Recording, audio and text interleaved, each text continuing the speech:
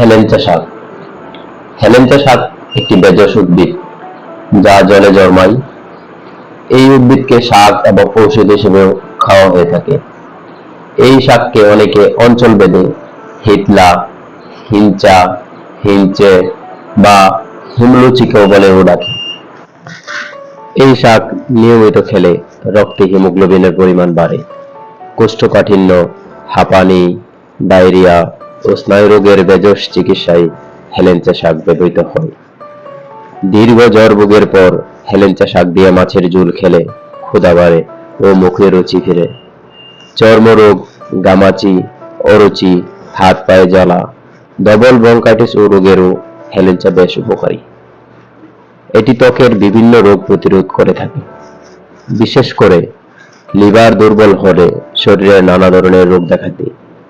100 গ্রাম হেলেঞ্চা বা হিঞ্চা শাক ছোট করে কেটে 150 মিলিলিটার জলে পরিমাণ মতো লবণ মিশিয়ে সিদ্ধ করতে হবে। জল ফুটে 1 কাপ পরিমাণ হলে পাত্রটি আঁচ থেকে নামিয়ে ফেলতে হবে। ঠান্ডা হলে ভাত খাবার আগে 4-6 ফোঁটা সরষের তেল মিশিয়ে খেলে লিভার সবল হয়। কোমরের যন্ত্রণা উপশম করে এই শাক। কোমরের ঠিক নিচে ব্যথা বা যন্ত্রণায়, পায়ের পেশিতে রাতের দিকে টান ধরে এসব ক্ষেত্রে 3 চামচ হিঞ্চা শাকের রস হালকা গরম করে সকালের দিকে খালি পেটে খেলে ভালো হয়ে যায়। বসন্ত রোগের প্রতিষেধক হিসেবে দারুণ কাজ করে এই শাক। শরীরে 2-1টি গুটি দেখা দেওয়া মাত্রই, অর্থাৎ রোগের প্রথম অবস্থায়, শ্বেতচন্দন গুঁড়ো থেকে 2 গ্রাম এবং হিঞ্চা শাকের রস 8 কাপ এই দুটি ভালোভাবে মিশিয়ে খেলে দ্রুত উপকার পাওয়া যায়। এই শাক অনেকভাবেই খাওয়া যায়। বিশেষ করে গ্রাম অঞ্চলে এই শাকের ভাজি, বড়া আর ঝোল করে তরকারি ছোট বড় সবারই প্রিয়।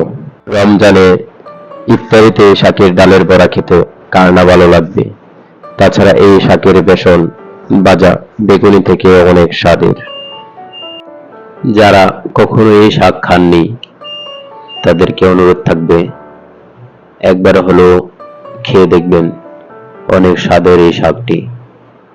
এই শাকের বড়া, ভাজি সবকিছুই অনেক স্বাদের।